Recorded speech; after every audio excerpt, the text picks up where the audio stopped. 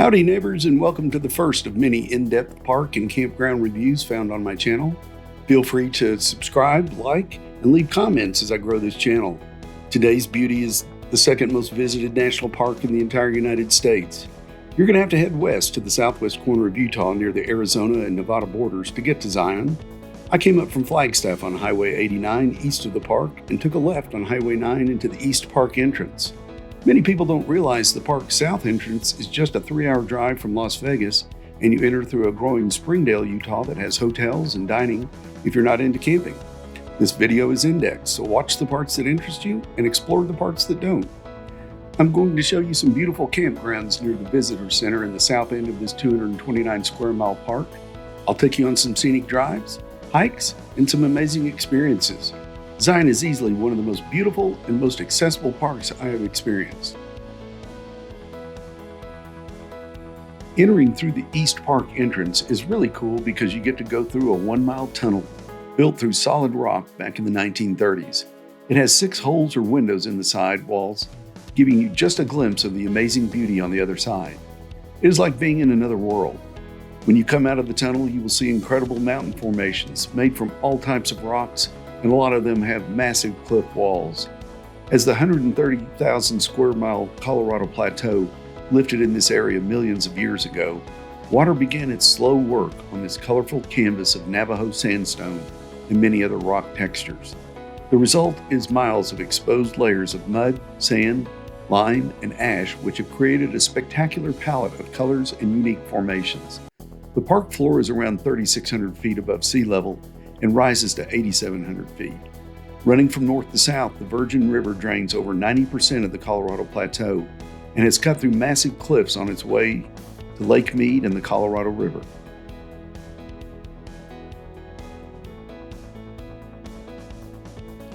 The South Campground has 117 mixed RV and tent sites with no restrooms or electricity. It has a 14-day advance window for reservations on recreation.gov. It is very congested and busy and has 3 ADA sites. Watchman Campground has 176 sites, 95 with electricity and water available at the bathrooms. 65 sites are RV only and 69 tent only. It has 7 ADA sites, and we will take a detailed look at this popular campground. We were not able to book the ADA site, but here is Watchman A3. It worked well for our 3-day stay. We purchased a 2020 Intech Flyer Pursuit just prior to the big COVID surge, along with our 2020 Hyundai Palisade, and are glad we did. Our trailer is pretty much a glorified bed on wheels, without the glory, my wife says. We love the trailer because it forces us outside. We use lightweight tables since we can't always count on being able to access the picnic tables in campgrounds, and the asphalt and crushed granite in our site was attractive and functional. You can see we have a fire pit, but we use it just for campfires. You can see that the sand at the campsite isn't too deep, but it is still a little bit of a pain. The site does back up to a day-use parking lot, but here is a quick view from our site during the evening golden hour. For as full and busy as this campground is, it is really pretty quiet at night. Some of the locals are usually around in the morning and the evening to make sure everything is in order. These deer are none too fat, which speaks of the arid climate at the bottom of the canyon. We never got tired of the views from our campsite.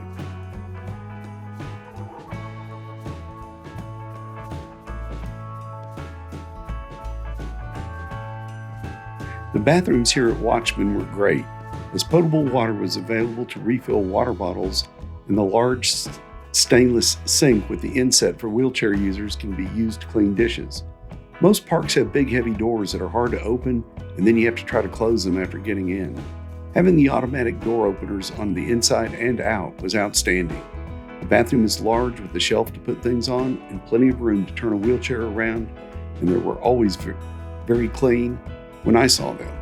Kudos to the National Park Service and staff. I found an accessible path to a sandy beach on the Virgin River in the B Loop, so I followed it to see what I could find. It was a little overgrown, but it was nice to be able to explore.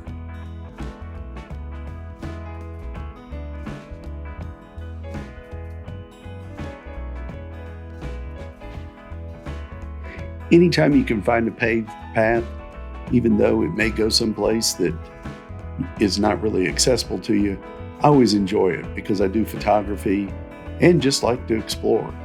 You can see here the river's down quite a bit and its path gets washed out. But I just enjoy the freedom of exploring and seeing what's around, and sometimes you find some nice birds or animals. So this was great to discover.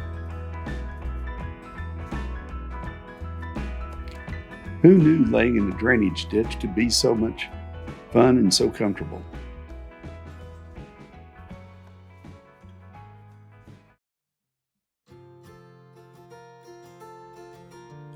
One of the most amazing features found at Zion is the Paros Trail, which runs from the Visitor Center all the way up to Canyon Junction, if you check a map. This wide paved path is shared by hikers, bikers, and wheelchair users alike. Most parks have a token paved path for wheelchair access, but this trail goes for 3.5 miles. I use my Portomobility Ranger XL power chair for long excursions like this, since I can get up to 20 miles of range with 2 batteries and 30 miles if I use my extra battery. It frees up my hands so I can easily take pictures or videos, and the scenery on this trail is spectacular, as you can see. The canyon walls and cliffs were incredible, and it is one of the prettiest trails I have ever been on, as there are all types of plants and critters along the way. Make sure you walk this trail at a leisurely pace and enjoy the sights, and don't forget your water bottle. You can see that the path is not too congested as we tried to vacation before or after the summer rush. I understand that the park is heavily used, so come at a time of the year when it is cooler and more enjoyable. The conglomeration of colors is what sets off this park, and it is a masterpiece of color.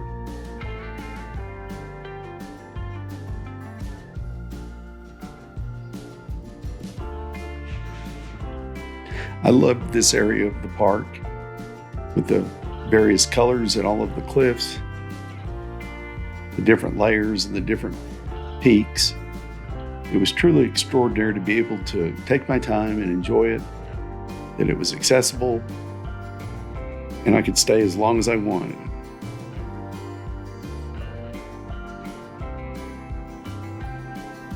A keen eye always helps whenever you're out exploring, and I caught this heron sitting on a rock and just happened to spot him. He was being very still, but he was enjoying the view, I think, as much as I was.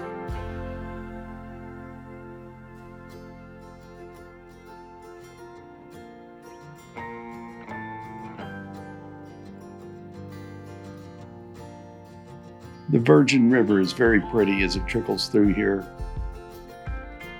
And I always think of throwing a fly rod and trying to catch fish, or seeing what this river is like in the spring when the runoff occurs. It was a very peaceful place. The rubber rabbit brush was in full bloom throughout the park. And if you look closely, you can see a spiny friend that I made along the way.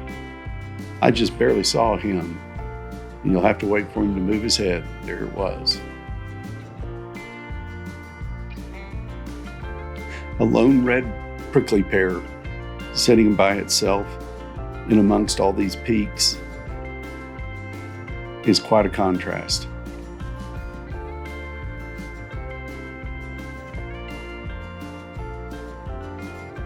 Here's just a few of the golden hour photos I got in the evening and during the day. Everywhere you turned, there was just great photo opportunities. We got up the next day and headed north up to Kolob Canyons, which is in the far northwest corner of the park. We drove around taking pictures and videos of the massive red cliffs and canyons in this area, and got some really good shots as rain was off to the north.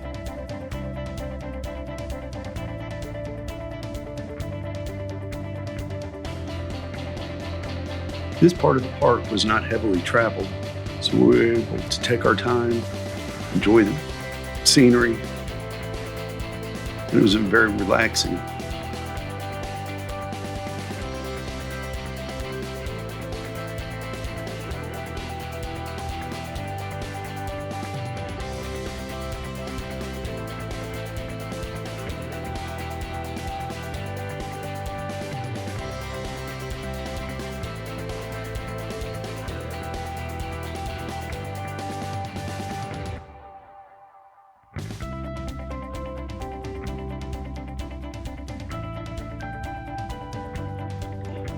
We left Kolob Canyon and headed back to the visitor center and picked up our disability pass so that we could go on the private road the next day.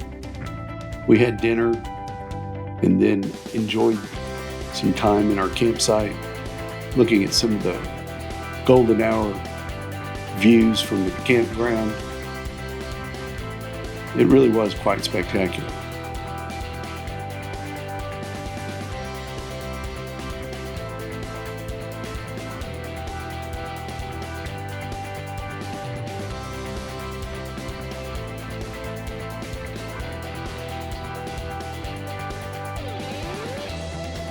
The next day we drove north to the scenic canyon drive and went through the private gate on our way to the temple of Sinawava and the scenic Narrows trails.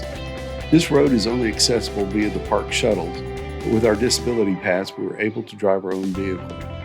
With the river on one side and the beautiful mountain road, we were able to enjoy taking some pictures of the landscape and the wildlife along the way. The valley is spectacular. As you go further north, you get closer and closer to the cliffs.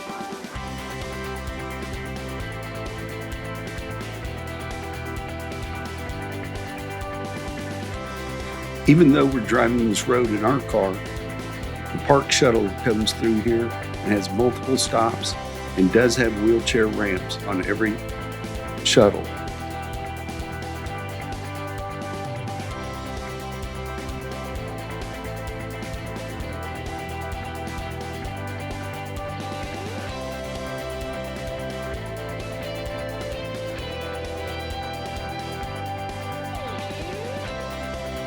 Just past the lodge, my sharp eye caught some wildlife along the road, and as we slowed, we saw that it was a small herd of bighorn sheep grazing on the grass there. Soon we had massive cliffs rising straight up above us, and it was a pretty amazing sight. Soon we arrived at our destination, which was the Narrows Trail.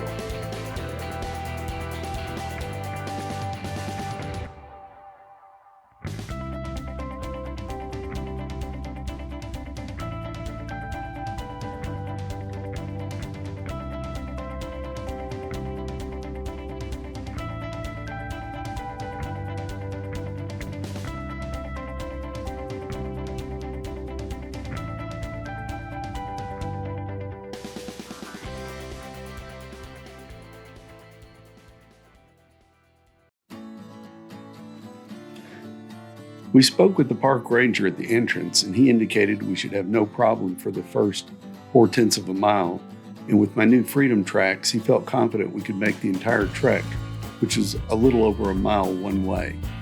We joined hikers and met with one of the park ambassadors. It didn't take long to reach the end of the accessible trail, and we decided to continue on. You can see there are a large number of people who hike this trail, and we were in the off-season. Soon we became between a mama deer and some of her young. They seemed to be comfortable with people, but the people were separating them from each other.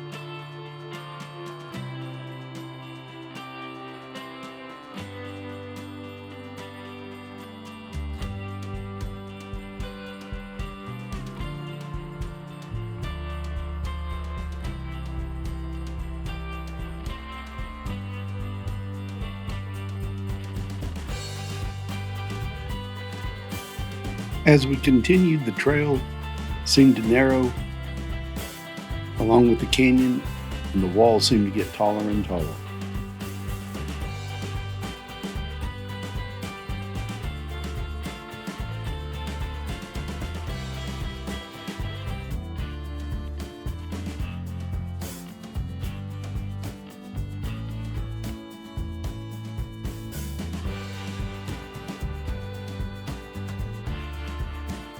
As I approached a muddy area, I was greeted by some of the park beggars.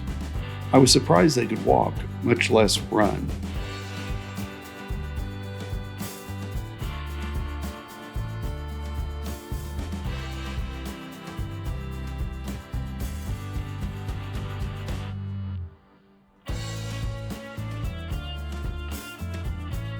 My Freedom Trax is pretty dependable, but in unknown territory, I always try to take it slow and easy.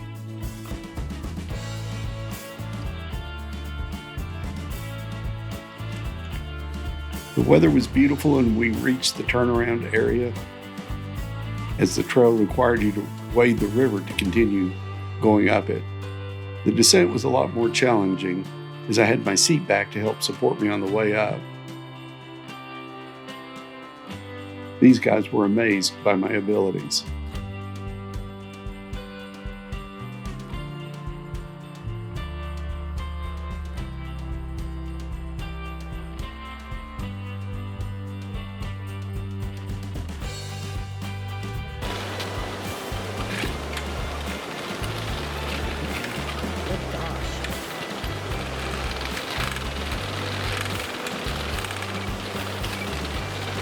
Would be proud of her.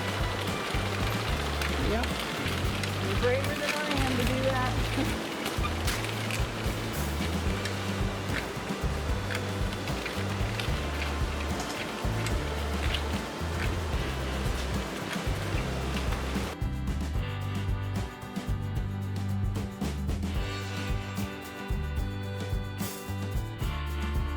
Pretty soon I ran into some pretty bumpy ground, and it was very challenging, but I actually enjoyed it because I felt like I was accomplishing something.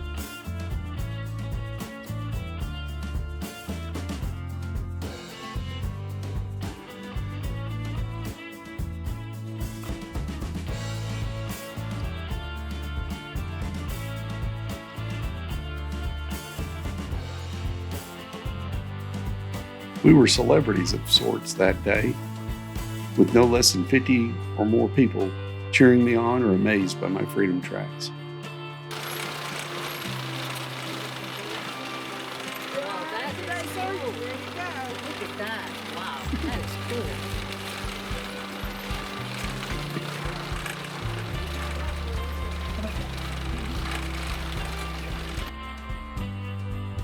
These were by far the fattest squirrels I think I'd ever seen in my whole life. As we approached the river again, we noticed a bird bobbing on a tree branch and actually swimming in the water like a duck, but it was not a large bird. It was an American dipper, and at times his eyes would flash white because his eyelids have white feathers. I had never seen a bird behave like this, and he continued to feed on the bottom of the stream as we watched him. Experiences like this are what draws me to the outdoors, because if you take your time and stay attentive, you discover all types of plants and animals and behaviors that you will sometimes never see again. It was time to put my Freedom Trax in grandma gear and see if it would get me up the hill just as I came down to see what the American Dipper was up to. The Trax action of this device is really amazing, as it pulled me to the top with no problems. It is perfect for trails like this that don't require a lot of clearance, but do require traction and stability on rock, sand, dirt, and roots.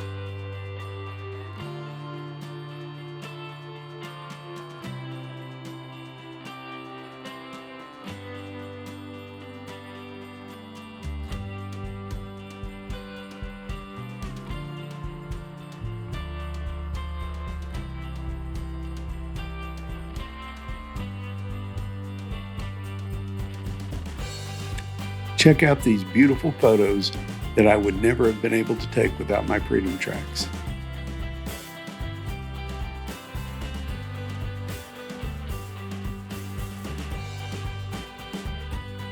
As we left, we saw some crazy people climbing up sheer cliffs when there were perfectly good trails they could have walked on. We were also witness to the pair of mating California condors and their youngster. With only 24 condors in existence back in the 70s, the new baby was number 1,111. Video was impossible as they were just specs.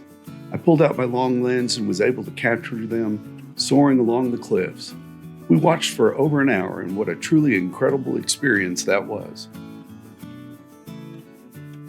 If you are interested in detailed campsite reviews, then you will want to continue through this next section. We will detail Watchman Campground, Loop A first. Loop A has asphalt pads or driveways in every site and the crushed granite around it. Site A2 is a very nice site. You can see the entire loop also has electricity. Got the firebox and the picnic table, and then the crushed granite all the way around. A2 is a nice site. It's got great views. It does have roads on 3 sides, but that's not a big deal. Then you come to site A4, and A4 has good shade and is a good site as well. These sites don't have a lot of rocks or barriers, which makes them perfect if you've got mobility problems. All of them are flat and have easy access. This one has maybe not quite as much shade as the others. That was kind of the only negative to it. Get a little bit of shade from this side, there with the trees. And then we move over to the handicap site. Now, site A5 is the designated ADA site. It has the double wide asphalt pad there, the raised up fire pit, and you've got plenty of concrete or asphalt area. It's also got the extended picnic table there on the far side there where you can pull under it in a wheelchair. It's really a good site. It does back up to the parking lot over there that is a little noisy in the mornings, but the rest of the day it's pretty quiet. There's good shade and decent views from all of these sites. You can see kind of back in the background. A6, that has a little bit of a short driveway, but it's really a nice site with lots of shade. A7 has a short driveway as well, and it has shade, partially on one side there. Then we come to site A9. It has a longer driveway for a longer RV. Again, the picnic tables, the crushed granite, fire pit, and it's got great views in the back there. A11 is another site there on the loop. A11 is actually a pull-through. It's got a great view of the mountains back over to the west, but not a lot of shade on that one side. A8, you can see it has a lot of shade there, and it's a really good site there, medium-sized driveway. And then you can see kind of the backside of, I believe that's A10 that's coming up. Yeah, plenty of shade there. Not a huge driveway pad though, so just be aware of that. These are the views from the campsite, just depending on which one you are. It just surrounds you on every side. This site A13, as you can tell there's not a lot of shade. You just have that one tree, so you probably have good morning shade, but not so much in the afternoon. Then we come to site A12. This is really a pretty site. It's kind of in the middle of that loop there, big site. And then A14, which is across the road there. See, all these sites look pretty much the same. They're all flat. They've all got the good crushed granite. All the electrical boxes are easy to get to. There's A15.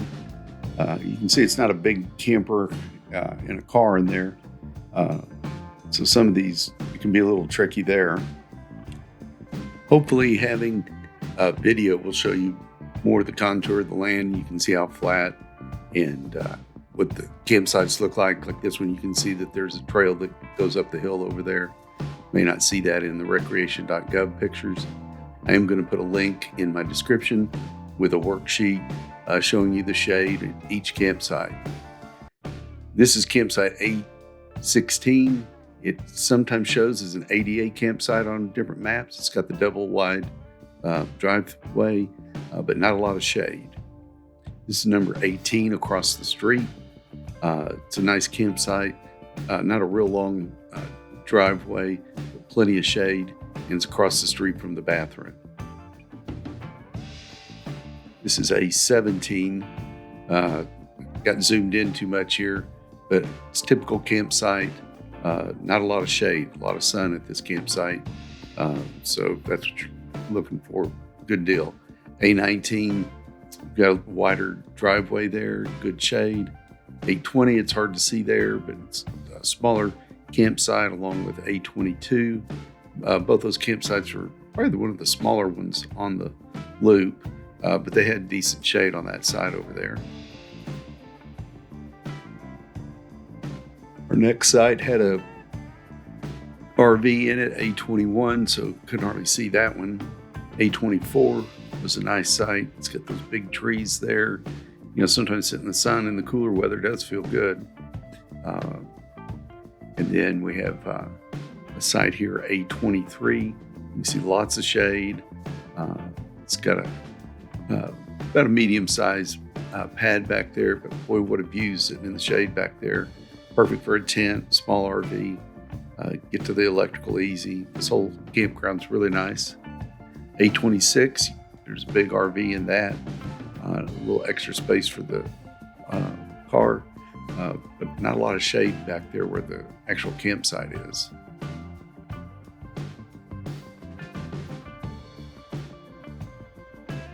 A25, that's a nice campsite. It's got lots of shade, nice deep driveway there. Got a great view in the back of the mountains. A27, you can see it's got the extra wide pad space there, and nice, got a lot of nice shade there and a good view as well. On A28, this one's got a long pad, not a lot of shade back there though, where the actual campground part is. Let's come up to A29. It's got a lot of shade there. It's a good campsite. We've got extra room for a second car there. You know, that'd be a good 88 type campsite as well, because you got the extra blacktop there. A30 was hard to see the drive-through or the driveway with the tents and canopies over there, and then the brush around it. That's a real sunny campsite. A31 is nice. You've got you're sitting out in the middle of the sun though, not a lot of shade on that one till later in the evening. There's your view from most of the campsites. Now we're going to head on to Loop B. Loop B is all electric, just like Loop A, except the pads are not made from asphalt, but dirt and gravel. Here's this perfect example, B1. They seem to line the driveways with the timbers, which can be a barrier to, reach something across the ways. B2, again, the site's lined off with rocks and wood barriers. You've got the electrical hookups, but it's just a little more primitive out in the B loop.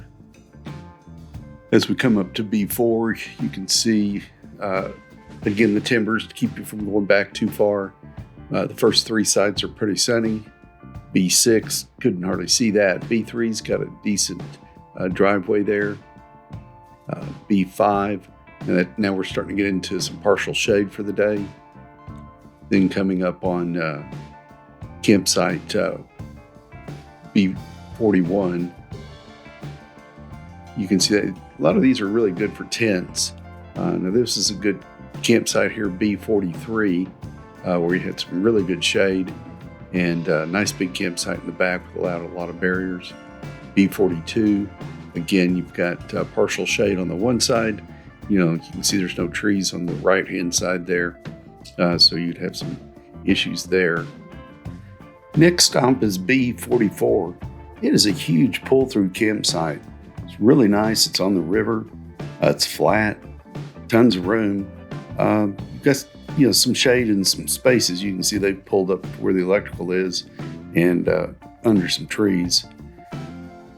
Number 46, B46 is also in the river. You can see they put those railroad ties around there though, and kind of restricts your movement around there if you got a wheelchair, but it's fine otherwise.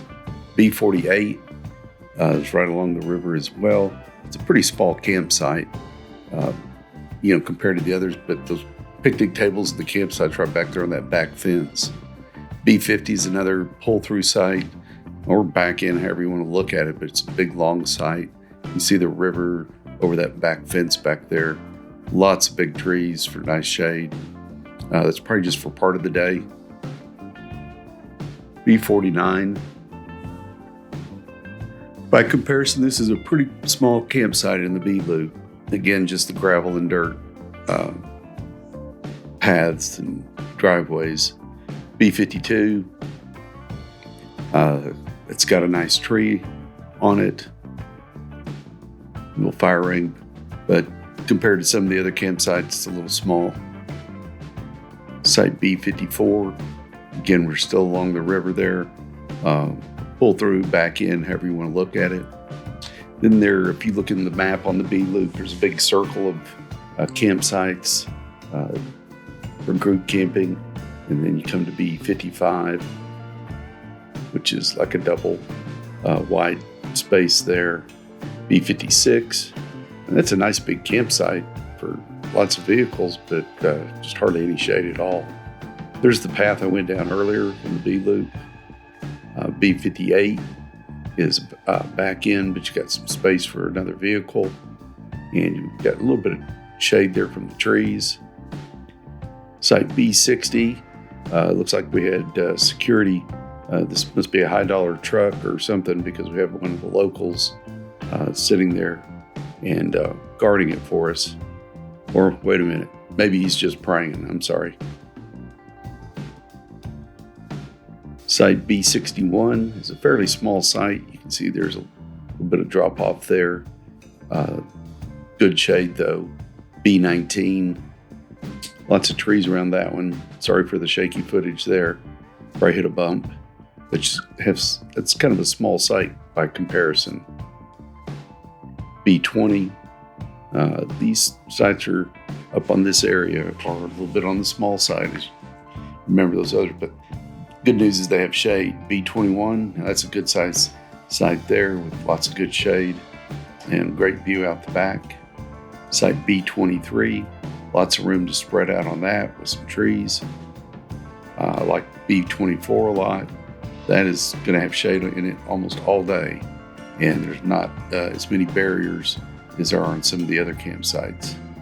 B26, got a great view out the back, nice wide campsite. B25, same way. B28, you can see lots of shade, plenty of room for your camper and tents back over there in the left-hand side of the campsite. B29, most of the campsite was back behind the RV, so it was kind of hard to see that.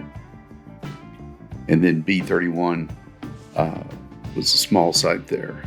B35, long driveway, lots of shade in the back where the picnic table is. And then B34's got its own cactus patch and double wide area there, and a little bit of shade in the back. It's good to have an awning if you come out to the southwest. B37, lots of shade on that one. They've got a big rig in there. Site B39, you can see in the back there, got shade on the one side, it's kind of open on the other. B38, it's kind of hard to see back there with some of these rigs. Here's Loop E. I'm just doing a group drive-through, or this is the group campground. I'm just driving through it, just to give you an idea. I mean, maybe you're gonna have a family reunion and check with the park, see what you do to get these group campsites. They're really nice. Parking, pavilions, big fire pits, great views. It's really pretty there, and there's a lot of shade in places. Extra parking for extra vehicles, multifamily kind of thing. Some paved paths back through there.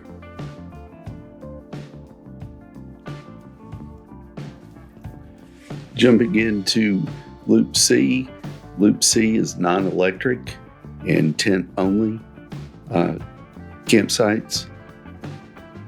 Probably not going to identify every one of these, but I wanted to give you a general idea.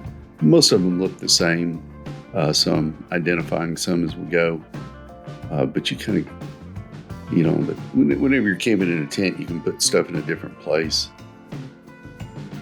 It's not like having an RV where you have to have lots of room. So it's a nice area. Some campsites are a little nicer than others, but there's, decent sized trees, quite a few of them.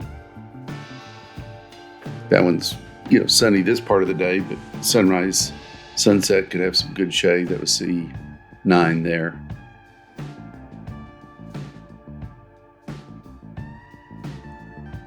Got great views. These campsites up here have some really good views because they're a little bit further up the mountain, and the background is, you just have those mountains right behind you. No roads, no traffic, and things like that.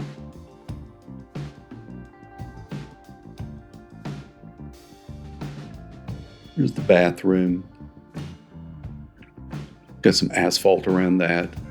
I believe one of these, I don't think I got the ADA campsite, but if you can boondock, with a tent, then you can probably get by fine. There's C21. Here's Loop D. It's very similar.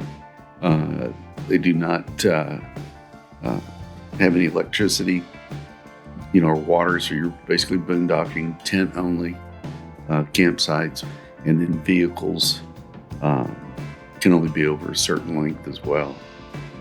So be sure and check the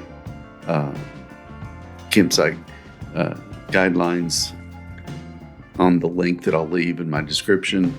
You can also go to recreation.gov, and they have all the fees and a few more details. So I'll put that link on there as well.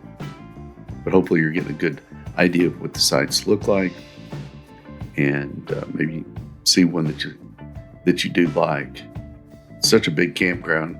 Wanted to mainly do the A and B loops, especially the A loop with the really nice sites there. Those go fast on recreation.gov, so you got to be quick and be right on time to try to book your sites.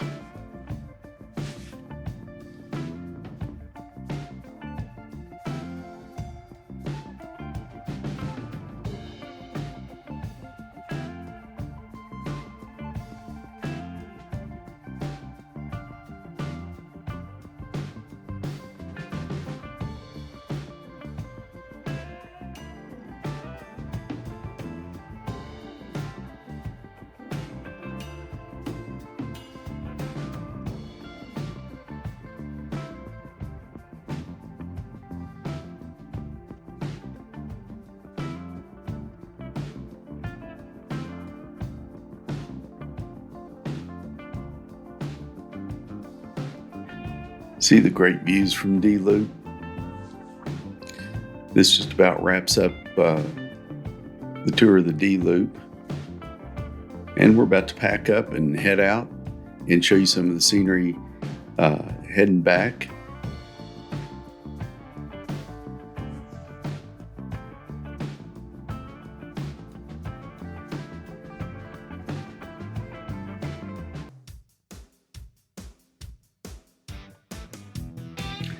Well, our time at Zion is about to come to the end. We're heading out of the park. I hope you've enjoyed the overview of the park and some of the trails and just the natural beauty that is there.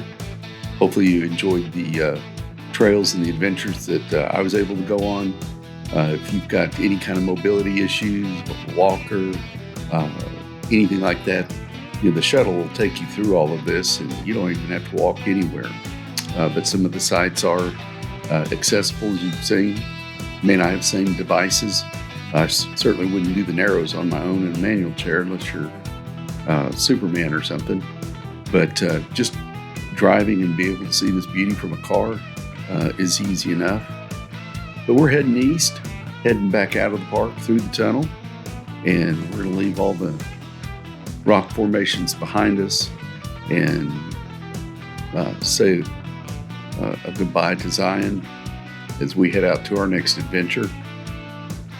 Remember to subscribe to our channel if you like what you see, and leave us some comments so we would know how to improve our channel and the information provided. I will put links, like I said, in my description.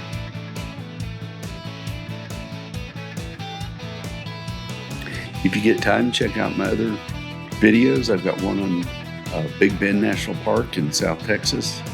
I'll be showing more of some of the smaller parks. Sorry this one was so long, but there's just a lot to see and a lot of beauty at this park. We appreciate you stopping by. Look forward to seeing you next time.